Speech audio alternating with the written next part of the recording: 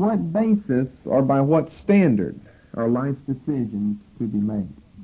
On what basis or by what standard are life's decisions to be made? So that'll be our subject for this morning, as well as for several more messages, I'm quite sure. On what basis? We talked about rights and wrongs, but how do you know? We know that once we find out whether it's right or wrong, it's going to be absolutely that way from now on. Not all questions can be inherently answered with a right or wrong, but once you find out what right and wrong are, they'll be right and wrong forevermore, which proves that they're absolute. But how do you know which is right? Once you find out, then it's absolute. So really we put the cart before the horse in dealing with that question before this question. Because once you know, that's fine. From now on, it's going to be absolutely wrong to do this, and it's going to be absolutely right to do that. But how do you make the decision? It's remarkable, the decision-making process that we all have to go through, whether you're lost or saved, in dealing with all types of ethical, or people call them ethical questions that come up. It doesn't make really any difference whether you lie or steal or cheat. The government's stolen so much from you anyway. It's really not cheating whenever you take a little bit back by means of filling out your income tax form. You ever heard that argument before? They've stolen so much from you. It's really not stealing.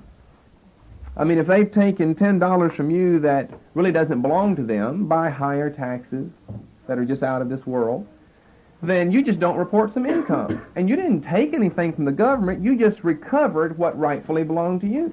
It was a swap-off, a 10-10, or maybe you got the bad end of the bargain, a 5-10 swap-off. That's really not wrong. Well, we all have to make decisions about these things. But before we can make a decision, we have to come to the conclusion, on what basis are we going to make our decision? Is there a standard? Is there a standard that we can use, that anyone can use? What is the standards by which life's decisions are to be made? Now, what I want to do to begin with is to break up ethics into two practical groups. We'll have to study it along this line in answering this question.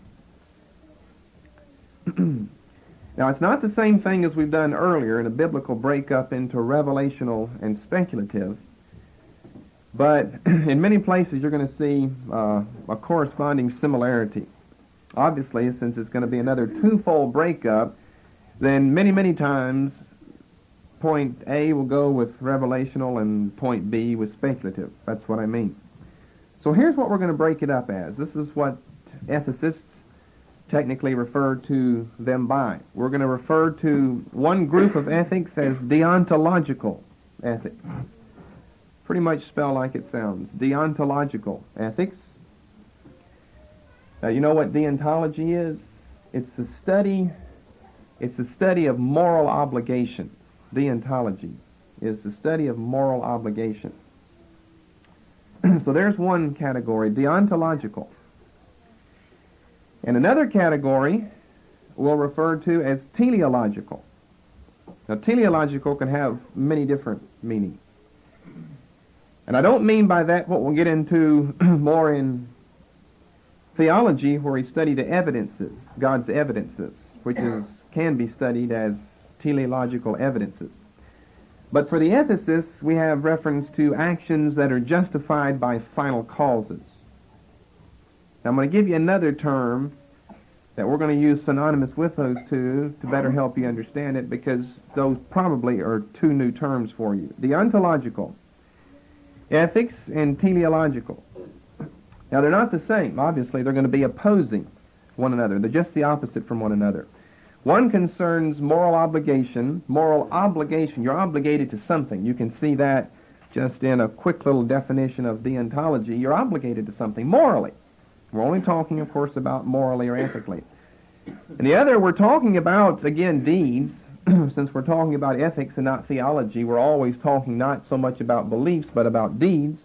But in the latter case, we're talking about those that are justified not by some obligation to something else, but they're justified by the final outcome, by the final causes that your actions produce.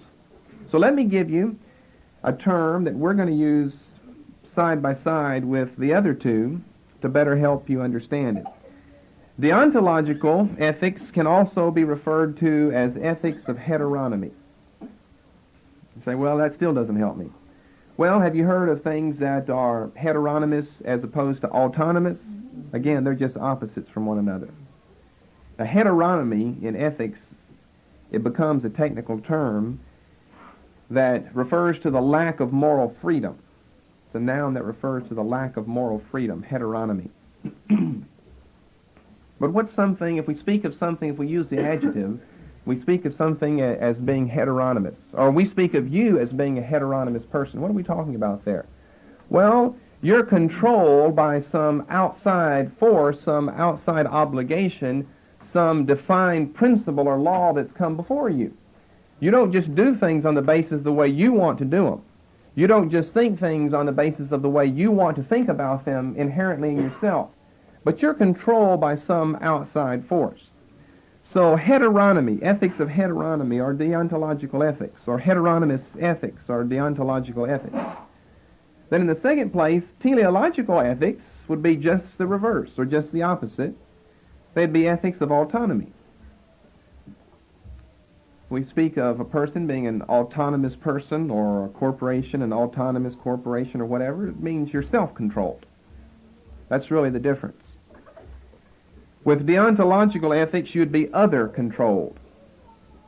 With teleological ethics, you'd be self-controlled. One's other control, that is something or someone other than yourself, and whereas teleological would be self-control, autonomous ethics, ethics of autonomy, self-control. Now, having said all that, let me give you a definition of how we're going to use the terms in the actions of morals and ethics. Deontological ethics, or ethics of heteronomy, or heteronymous ethics, refer to the rightness or wrongness of an action not being dependent on its results,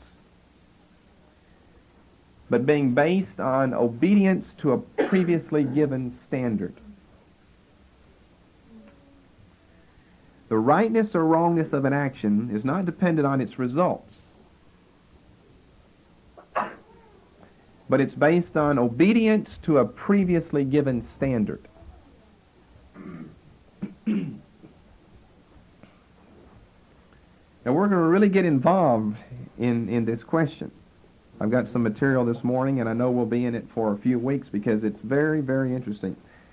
And I think you'll be able to see it's going to bring us right back to where we were last week in helping prove some things that we didn't prove when we gave an affirmative answer to the second question of ethics. So deontological ethics, we're talking about rights and wrongs. Whether we're talking about the motive or we're talking about the action itself, all of this is still not dependent on some result that we get. It's not dependent on what we think or do. It's not dependent on the action itself, which will be one form of teleological ethics, but it's dependent on obedience to some previously given standard. So that's the way that I'm going to use the word deontological or heteronymous as it refers to ethics.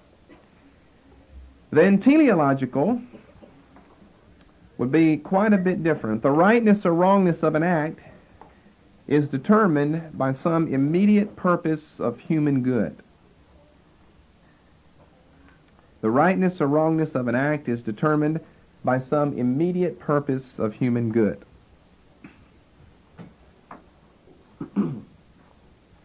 Remember what our question is: on what basis or by what standard are life's decisions to be made? In other words, you could answer it this way, or answer it with another question.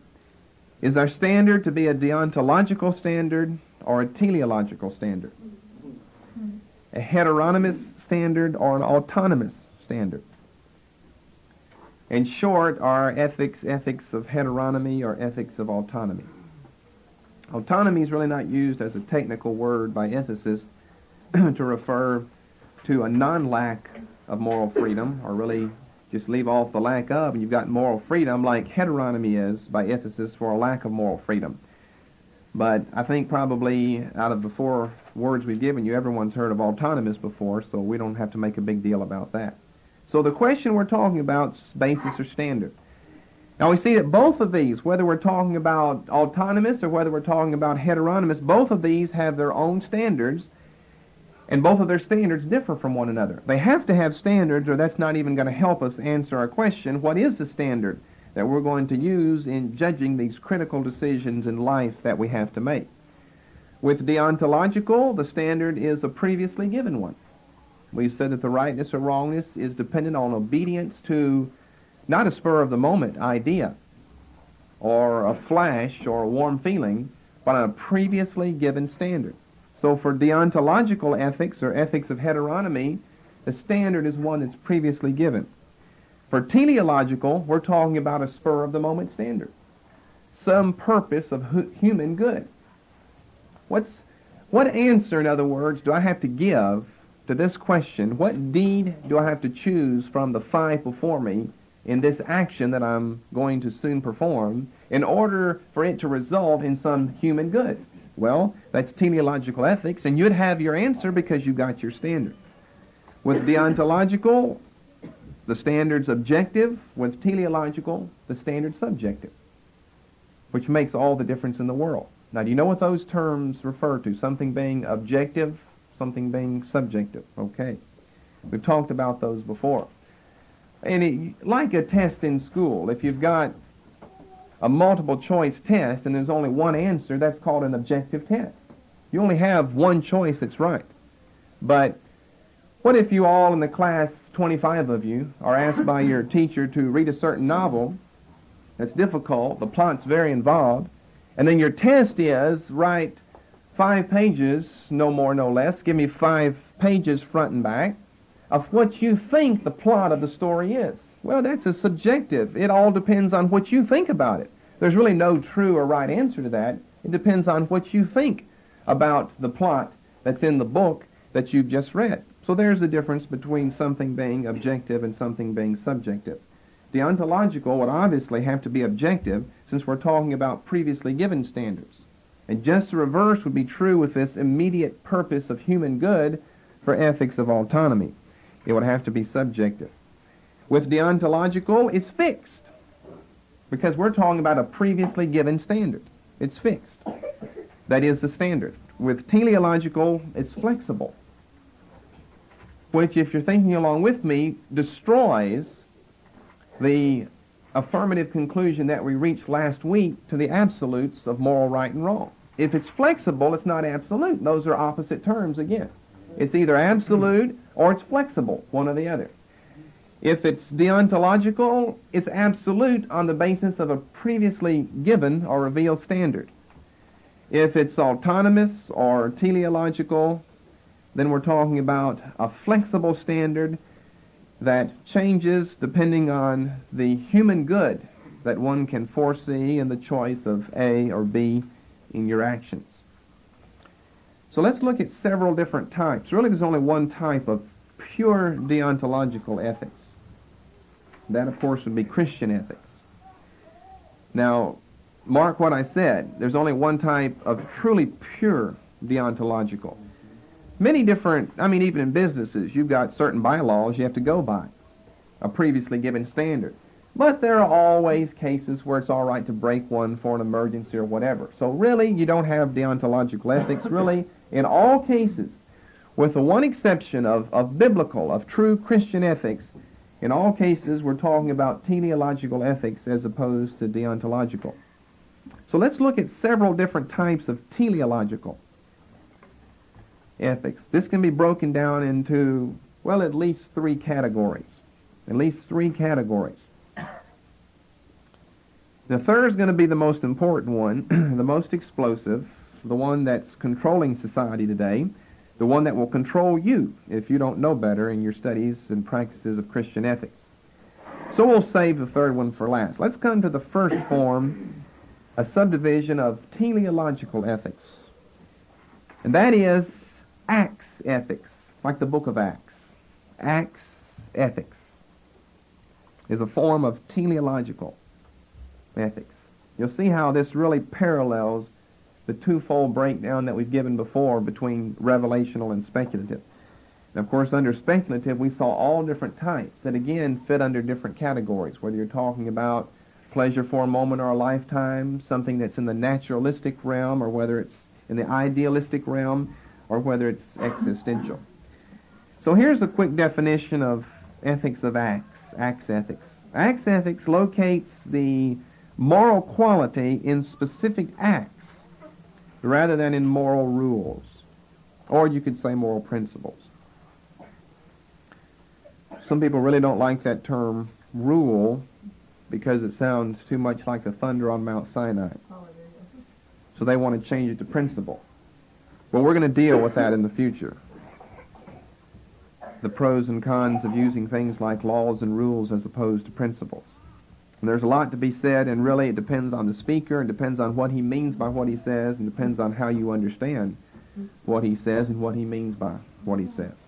So acts ethics is the moral quality is not located, it's not judged, it's not based upon some previously given standard, it's only based upon what you're doing right now.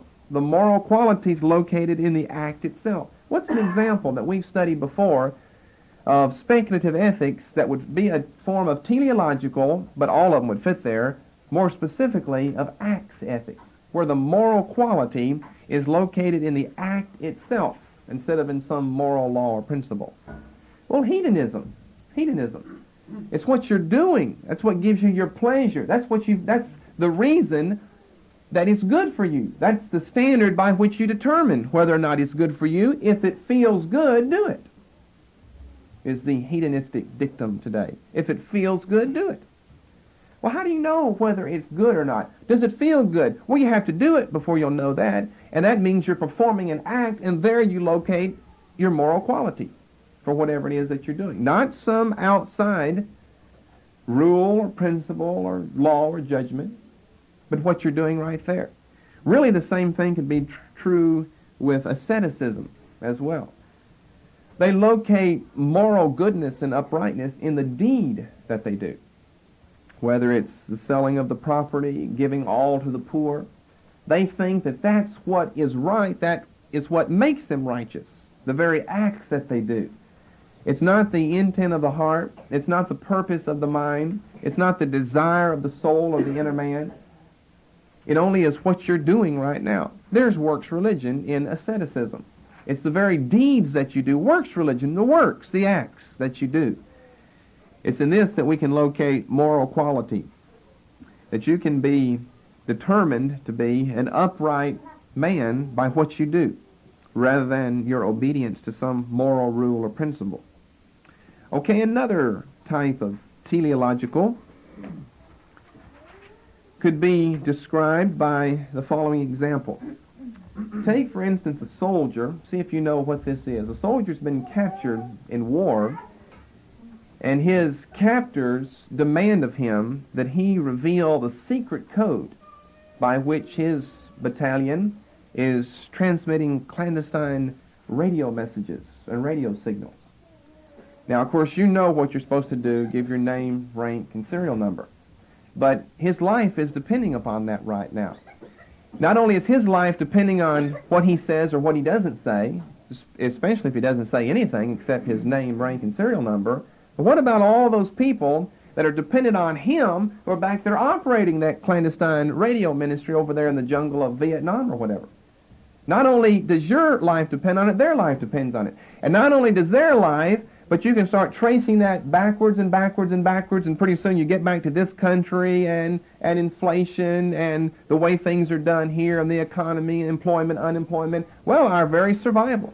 What if it was one little thing that a man slipped up in revealing this secret code to his captors, and that led to the defeat of that regiment, which led to the defeat of that whole battalion, which led to the defeat of that general that was controlling half of Vietnam, which led to the defeat of the United States, which led to communist takeover, and on and on and on and on. What do we have here? Well, it's known as contextual ethics. Contextual ethics. Just described by the above-mentioned example. Contextual ethics. In rejecting absolutism, contextual ethics advocates the importance of making decisions in the context, there's the word and hence the term, contextual ethics, of several considerations, whether they be psychological, sociological, political, philosophical, or theological, which, as you'll see, is a result of the soldier being captured, and rather than revealing only his name, rank, and serial number, he reveals way too much, which leads to a whole chain of events. He's been involved in contextual ethics, and he didn't make the right decision. Not only should he have been concerned about those that were immediately above and beyond him, but tracing it all the way back to this country and to great-great-great-grandchildren on down the road and what type of life they're going to lead under a communist regime and so forth, he's made the wrong decision. But you never know, because contextual ethics rejects absolutism. There's no absolute, because maybe you could reveal a code. You're not supposed to be revealing a code, but maybe you could reveal a code because of that particular outfit there is transmitting, well, for certain, secret radio messages, but they're really not that important. They're not the top priority, first-class radio messages that it doesn't matter what goes right or what goes wrong, you better think twice about whether you reveal that. So contextual ethics, we said you have to make your decision in the context of psychological, sociological. You see how this all enters into communist takeover of America, or whatever the example might be, political, philosophical, and theological considerations. It might be one or two or more of these considerations. So all of the other ethical systems that we've studied would really fit here under contextual ethics. They're speculative ethics. You're just speculating about what might happen or what you think is best here. They're autonomous because it's what you think. It's not some previously given standard. They're teleological because your actions are to be justified by the final causes, by the final results that come from whatever decision has been made. But then we have to break it down even further. They're contextual because of the context, psychologically, sociologically, politically, philosophically, and theologically speaking, that you're involved in. So all the others, whether we're talking about ethics of power, that's a form of contextual ethics. Not of accent ethics, but of contextual. You have to think of things psychologically, philosophically, politically, before you make your move in the government, before you make your move in the corporation, or whatever the case might be. Okay, then a third and a final form of teleological. All this is going to become important as we work our way through it. A third and final form of teleological ethics will be the most explosive concept, well, in this century, for certain, probably the most explosive concept since the beginning of Christianity, because it proposes to be a form of Christian ethics. And I've used this term around here before, so you should be familiar with at least the phrase, and that is situation ethics. Situation ethics. Oh my, is this something very, very important to look at. And we've got a lot to say on situation ethics, and you'll see again how it fits right back into our study of the absolutes of moral right and wrong. Now, we've just broken down teleological ethics and separated contextual from situation. The chief proponents of situation ethics generally don't even make the distinction and just use the terms synonymously, because you can use the terms situation and context synonymously. We can say, well, you make your decision on the basis of the context. Well, that's the same as saying you make your decision on the basis of the situation that you're in. So we've only broken them down for completeness' sake. We're going to just use the word synonymously, because our primary concern, we've already looked, by the way, at all of those contextual ethics, but our primary concern is situation ethics. So we might, in other words, refer to someone making a decision based on the context. Now, if we were being real technical, ethically speaking, in our subdivisions here of autonomous ethics, then we'd be talking about these ethics of contextualism rather than those situationally. But really we're not going to do that. We're just going to keep the terms together so that you can know that whenever we use the word context or situation, we'll be talking about situational or situation ethics. Now this is by far the most modern and captivating of the ethical ideas. And here's the definition. And here's where it differs, by the way. You see, there has to be a difference or we couldn't have divided the two. But you might be thinking, well, if you make a decision based on the situation, that's pretty much the same as making a decision based on the context. Discussing things that are of psychological and sociological and political and of theological importance and so forth. Well, that's certainly true. I mean, if you're saying, like I've said, if you're saying that someone is making a decision based on the context, that's exactly the same as saying that someone is making a decision based on the situation. So you have to understand what they mean by the term situation ethics. It informs us that all decisions are to be based on love while considering each situation or each context individually. So the one difference between contextual and situation would be the word love. Contextual ethics, you don't necessarily base it on love, base it on the political, sociological, psychological outcome of the decision that you're making. That doesn't have anything to do with love at all.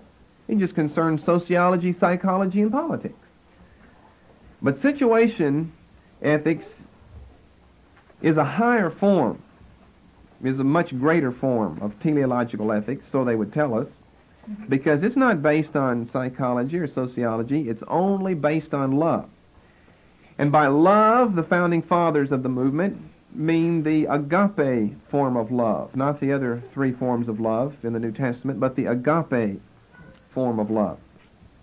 They've even tossed around, because the word love is such an ambiguous term, they've even tossed around the option of just dropping the word love from our English vocabulary and putting in the words of the Greek New Testament so you know what type of love you're talking about. And that's a good suggestion, because when you say love, you say, oh, I just love that ice cream. Well, do you love that ice cream the same way that you love God when you say, I love God? You're talking about a different type of love there. Or I just love this weather outside. Or Jonathan loved David, or David loved Jonathan. Jonathan loved David in the Old Testament. All different types of meanings come to one's mind whenever you use that word. The Japanese have the same problem with the word ai. It means all different types of love, whether it's a love for an object or a feeling or maybe a supreme being. So they've tossed around, and it's a good idea, because it's hard to make a distinction. Whenever you just use the general English term love, well, what type of love are you talking about? Are you talking about the love for a moment, and then whenever they're gone, you've forgotten them and forgotten your love for them? Or is it that enduring type of love? So he's referring, I'll tell you who later on, he's referring to only the agape form of love. Decisions can't be based upon sensual love or the love of some object, but your decisions, while considering the situation or context that you're in, have to be based upon agape love. And if your decision is based upon agape love, then it's a perfect decision. Love would be the determining factor.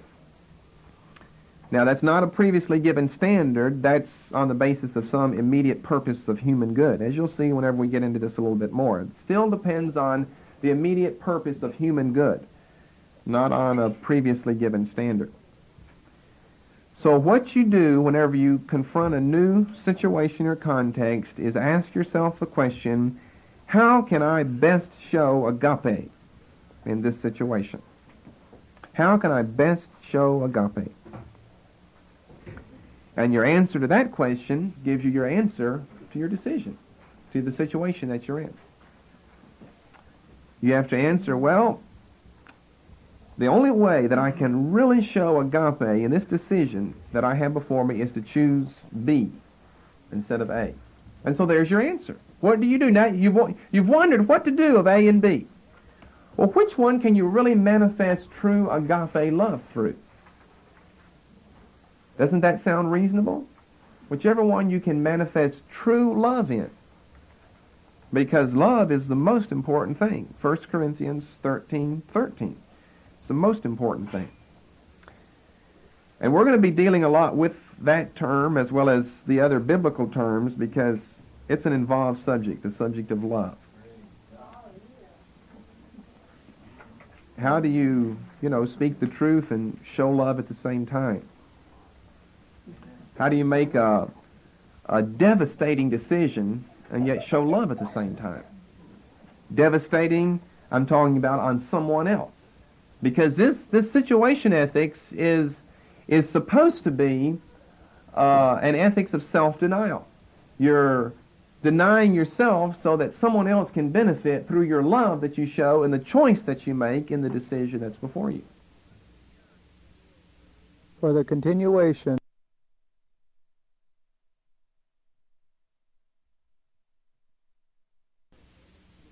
you're denying yourself so that someone else can benefit through your love that you show and the choice that you make in the decision that's before you. So it makes a lot of sense. It's very interesting. We find out that nothing would be universally right or wrong. It all depends on the situation and where love can be shown. It's just taken over Christendom by storm. It's really practiced even by many people outside of Christendom. That is, decisions are based on the situation as you individually evaluate the context in which you find yourself. By the way, we might just want to say this to begin with about situation ethics.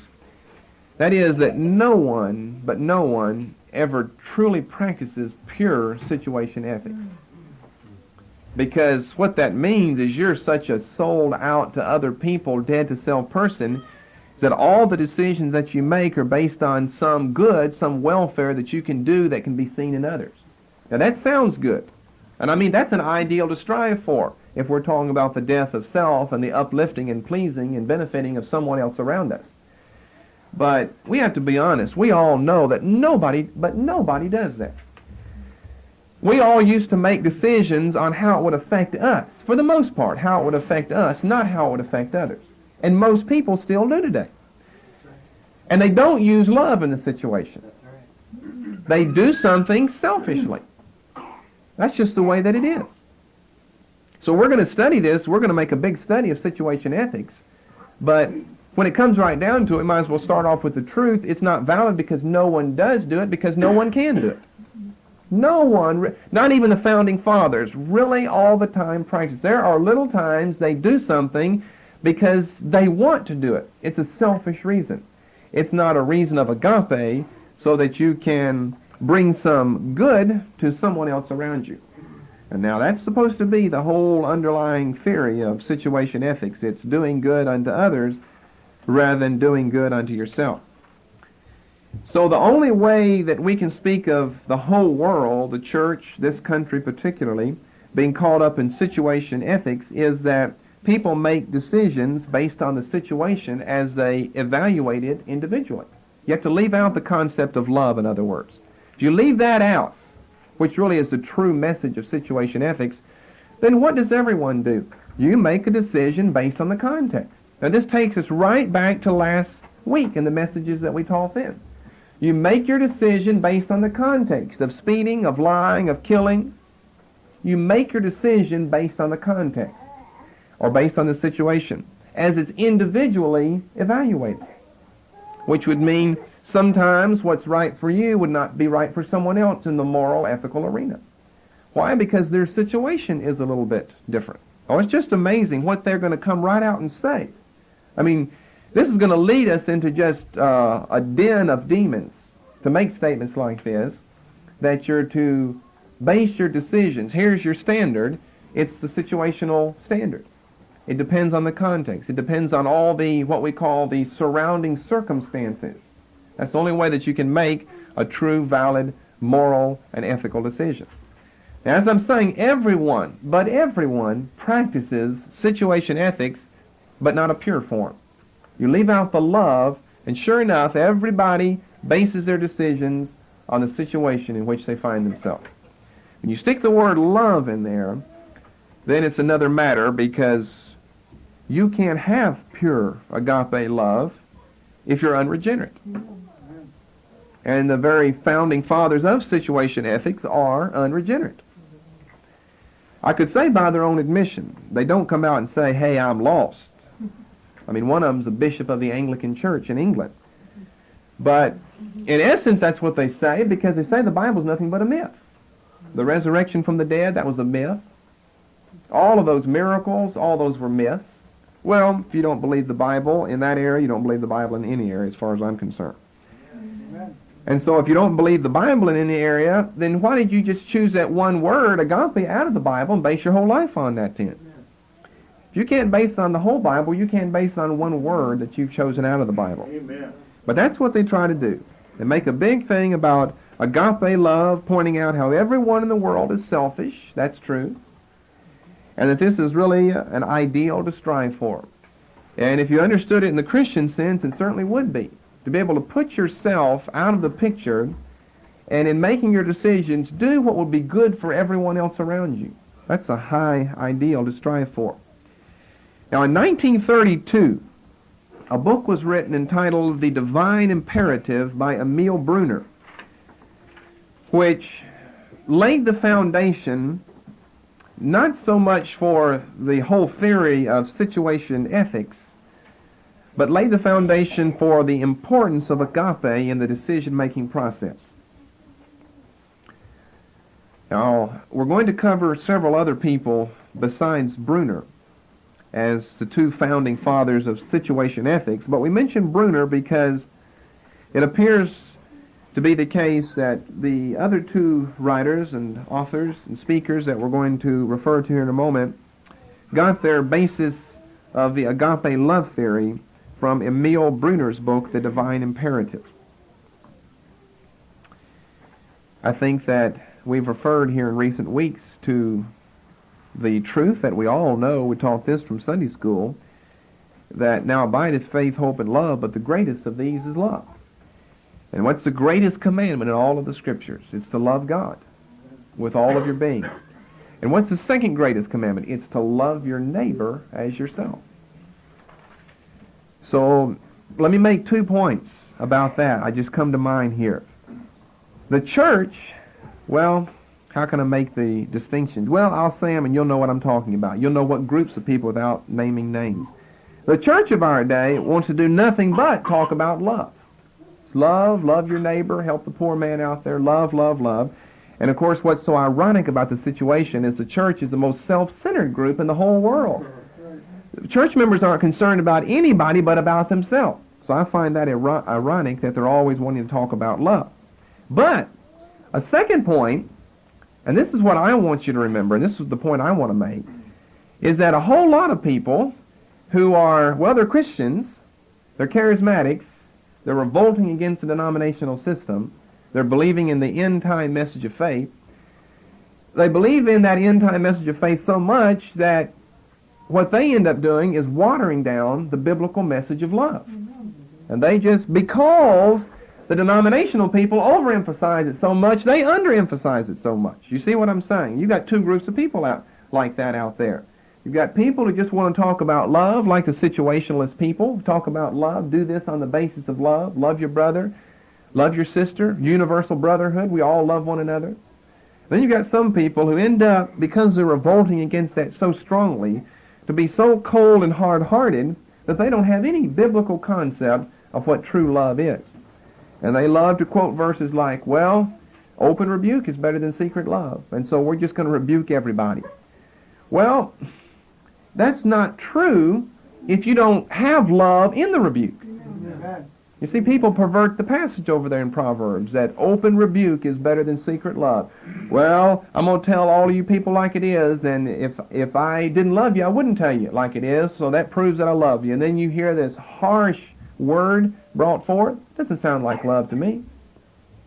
He's saying, the reason that I'm telling you this is because that I love you. But that's really not true. Because of all of the judgment and the criticism, the negativism that you hear in the voice, the tone of voice, the message, what's being said. I find the concept of biblical love to be an explosive one. I can't go to the denominational world out there to learn anything about it because they don't know about it. They talk about it and then don't practice it because they're always concerned only about self.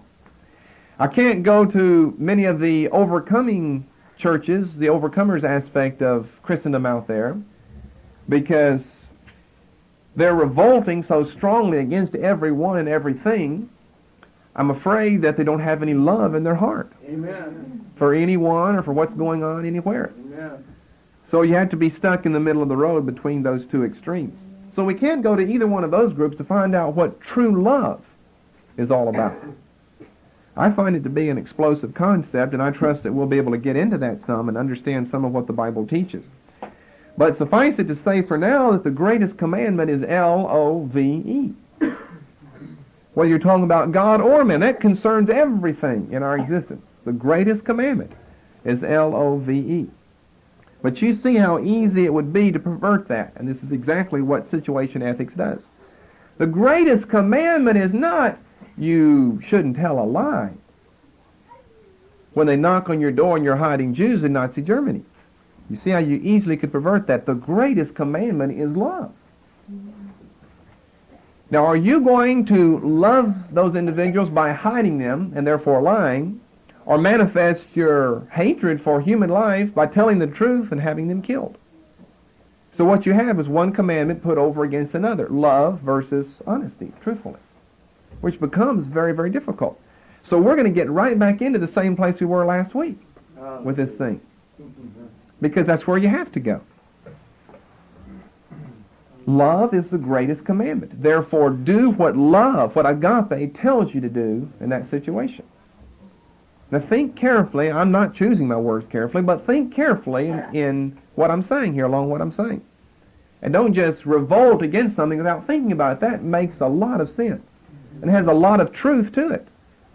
That you do what agape requires you to do, what it impels you to do in the situation, rather than some legalism that tells you have to always tell the truth.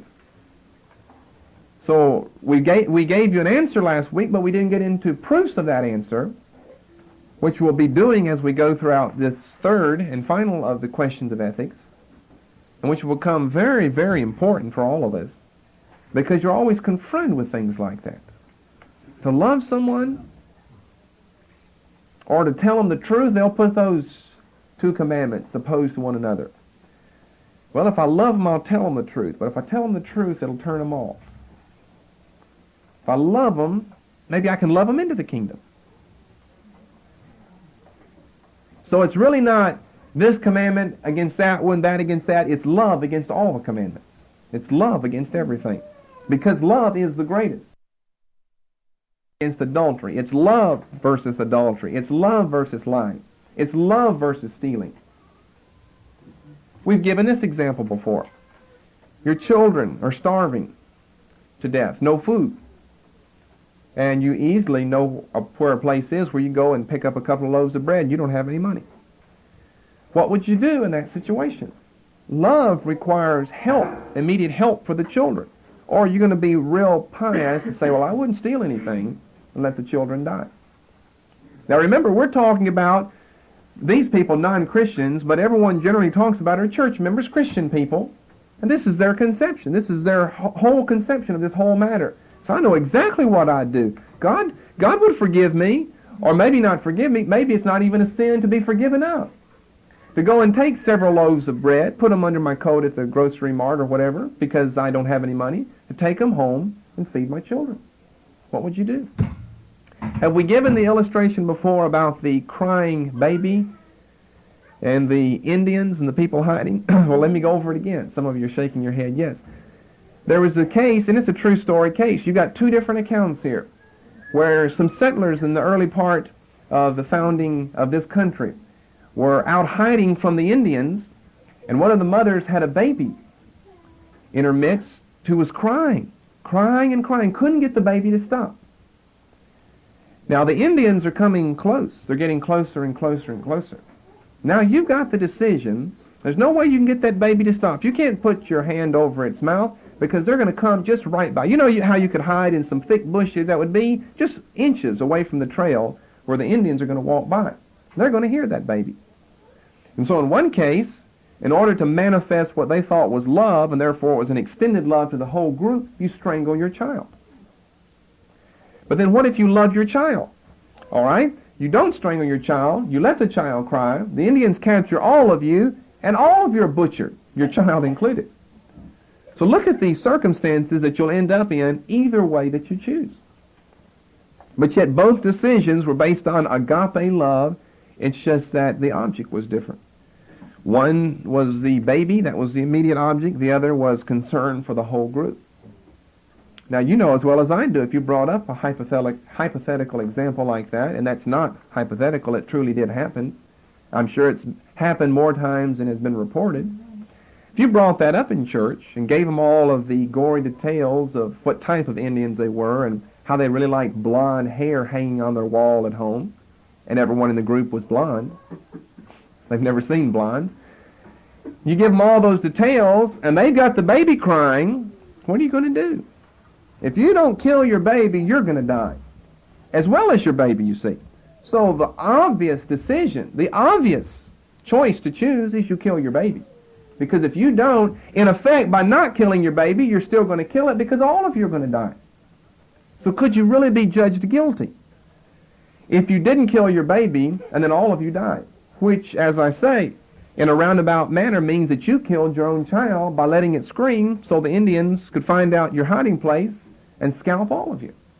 You're put between a rock and a hard place in a decision like that. In a situation like that. Situational ethics. That's really a hard one. I don't know how they'd answer that one. They really don't even try to, because either answer you give, someone's going to die as a result of it. So you're really stuck when you don't have some other understanding to go by. Well, we gave you Bruner's name, Bruner's book, Bruner's date. 32, Bruner, The Divine Imperative. But two men, more than any other, are the founding fathers, the vocal advocates of situation ethics, responsible for the widespread acceptance of this humanistic antichrist philosophy in the church of our day. The first one, I think I'll touch on him and we'll save the other man, the most important one, the next week. By the way, does anyone know who they are? They're probably new names to you. No one knows the founding fathers of situation ethics. Well, you'll learn something here. You know some of the theologians' names. Now here are some of the names of the ethicists. The first man, Bishop John A.T. Robinson, an Anglican bishop in England, a New Testament theologian, English scholar, who wrote two important books on the subject, Christian Morals Today, in 1964, and you probably all maybe have heard of this book, Honest to God, 1963. This little paperback book, Honest to God. An explosive book. Notice the dates for this. Now, the date for the man that we'll discuss next will be the same time period, the upheaval of the 1960s. Honest to God, 1963. Now, he was influenced in his New Testament studies by Bonhoeffer, Bultmann, and Tillich. By my own count, I found their names combined at least 80 times here in this little short paperback book that shows the influence they've had on him. And I guess for flavor's sake, you have to throw in Freud, Kierkegaard, Nietzsche, Barth, Feuerbach, Kant, Buber, Debelius, Bruner, and a half a dozen to a dozen references of the naturalist Julian Huxley. That's what you find in Honest to God. And the title tells a lot of what the book is about. Be honest to God. Give up your old denominational legalisms of, well, you can't smoke, you can't drink, you can't sleep with other women, you can't lie, you can't steal if it's very, very necessary and crucial for your time. Give up all of your denominational legalisms and just be honest to God. I want to read the rest of the time that we have this morning some of the excerpts from Robinson's book, Honest to God, the chapter entitled, well, he had one chapter before this, I believe, entitled Worldly Holiness, which is a contradiction of terms. worldly holiness. But you see how that ties into situation ethics, how you can be a worldly holy person. But this chapter is entitled The New Morality. Now, the reason I want to give some of these excerpts is just to prepare you for what situation ethics is all about, how complicated it can become, and where so many people are in the decision-making process in Christendom today. And it should prepare you for our teaching next week, as well as messages that will come after that, for a study of situation ethics. So here are some of the things that he has to say. You have to skip over all of his quotes from, like I say, Barth, Brunner, Bultmann, Tillich, Nietzsche, Feuerbach, Huxley, and all the rest of them. All of them unregenerate, by the way, that he bases his life and study upon. But to give you a few quotes to give you a little bit of an insight into situation ethics. Here he's talking about right and wrong, he said, are the commandments which God gave and the laws which God lays down. He said this is the conception of some people. He said, according to the classic mythological statement of this position, they were delivered to Moses on top of a smoking mountain, graven with the finger of God in tables of stone. Now all of that, of course, is said in irony and in ridicule. Said that these commandments that God has given may be referred to as natural law rather than positive law. He said, but they're still written in the universe. Most of this is all in little quotation marks, which is depicting irony in his voice. They are still given objectively and immutably. Certain things are still always wrong, and nothing can make them right. And certain things are always sins, whether or not they are judged so to be by differing human societies. It's a sin in this society just like it's a sin anywhere else. It doesn't matter what other people have to say about it. He said the moral precepts of Jesus were never intended to be understood legalistically as prescribing what all Christians must do, whatever the circumstances, and pronouncing certain courses of action universally right and others universally wrong. He said this was not the intent of Jesus' teaching. They are not legislation laying down what love always demands of everyone in every situation. Rather, they are illustrations of what love may at any time require anyone in any situation. He talks about the teaching and the laws, the principles, the rules, all of Jesus' teaching is really nothing more than parables that he has given. He said this parabolic character of the moral teachings of Jesus should deliver us from the danger of taking them either as literal injunctions for any situation or as universal principles for every situation. He said Jesus and Paul spent a large part of their ministry tearing down the legalisms of Moses and all of the Old Testament writers in face of the Pharisees and the Sadducees.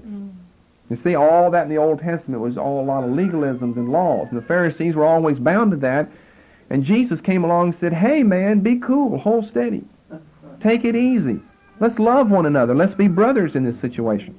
Well, that's the way they see Jesus. He's always tearing down all those Mosaic laws back there, saying, well, that's not valid anymore for today, and that's not valid, and now you can work on the Sabbath day, and now you can do this on the Sabbath day, and on and on and on.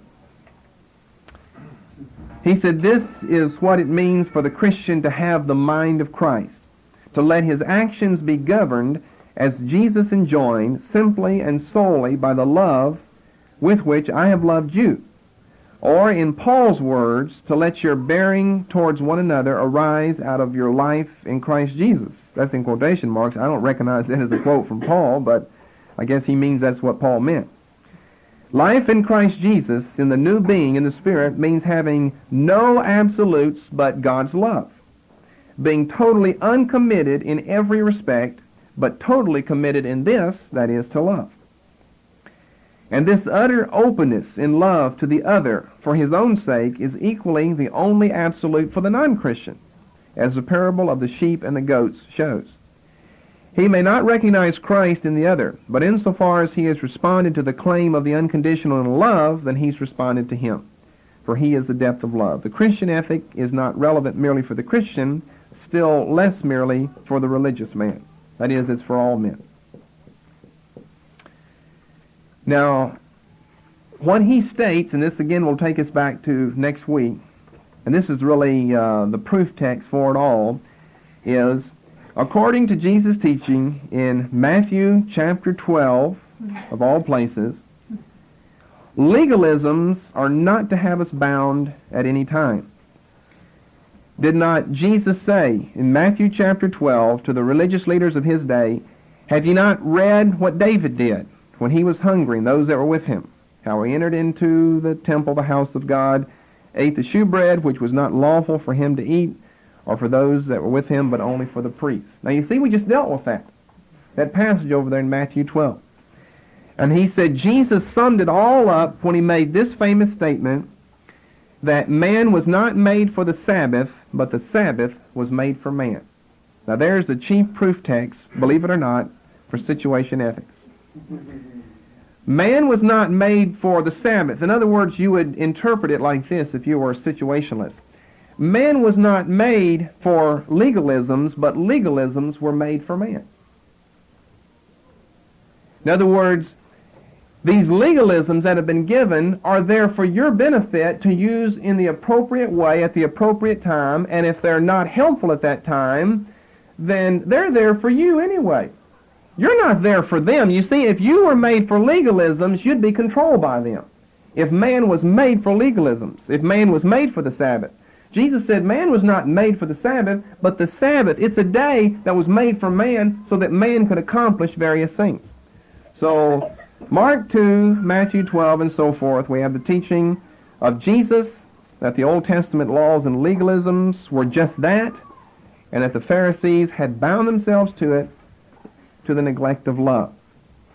He said, of course, it's a highly dangerous ethic, and the representatives of supernaturalistic legalism, meaning us, will, like the Pharisees, always reject and fear it. Yet I believe it is the only ethic for man come of age. He's come of age in the 1960s. He says nothing can of itself always be labeled as wrong. For instance, one cannot start from the position sex relations before marriage or divorce are always wrong and sinful in themselves. They may be in 99 cases out of 100, or even 100 cases out of 100, but they are not intrinsically so, for the only intrinsic evil is the lack of love. That's the only intrinsic evil, is the lack of love. Then he goes into a case about premarital sex to show how in certain cases it may be good, it may be helpful.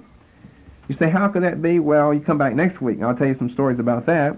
Then he goes on to give a case of divorce, about how he said the legalists in the church tell us that divorce is always wrong. By the way, I wonder what church he's been listening to. I'd like to find out about them, who have any true teaching on divorce and remarriage. But anyway, that is the status quo, he would say, interpretation of passages by the church in general, that divorce is always wrong. It's just something that's ugly, and it's just something that's nasty, and you're just not supposed to do things like that. So he says, we are bound in the end to say with other writers that if the emotional and spiritual welfare of both parents and children in a particular family can be served best by a divorce, then wrong and as cheapjack as divorce commonly is, love requires that divorce take place. If the emotional and spiritual welfare, well, you know that's the way even church members you know have argued. You know, well, the best thing in this situation is we're going to have to divorce one another. That's the best thing. Agape, what's the best for all of us? Socially, emotionally, spiritually, and so forth.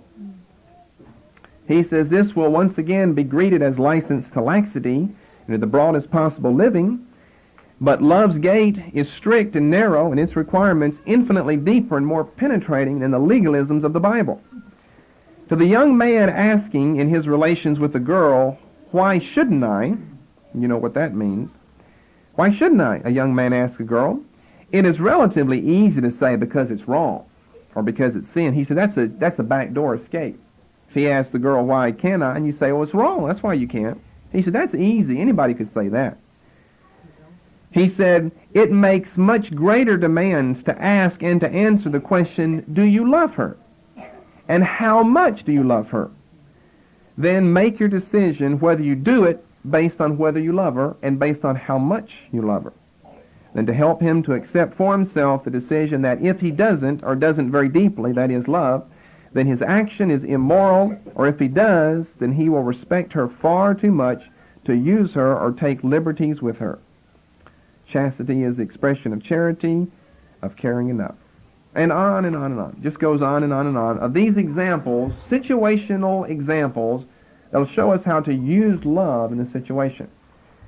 But as they themselves have said, and it's true today, the fathers have rejected the commandments and the children have abandoned the morals. And that's what we've seen take place today in the church. Generations gone by in the 30s and 40s, the liberals, the neo-orthodox, have rejected the commandments of God, and their progeny, we today now, have rejected the morals of the Bible, because if you've got no commandments, you've got no morals. If you've got no doctrine, then you have no morals. So there's the summation of the beliefs of Bishop John A.T. Robinson.